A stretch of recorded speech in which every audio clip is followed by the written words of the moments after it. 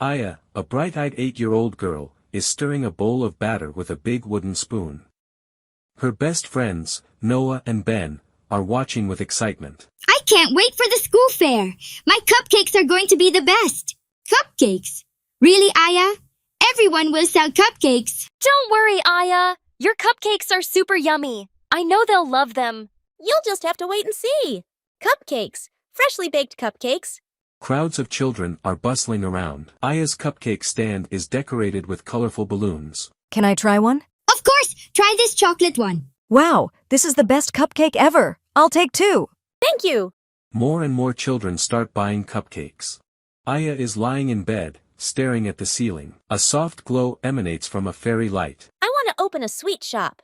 A big one with all kinds of treats. She closes her eyes and imagines a world filled with colorful candies and delicious cakes.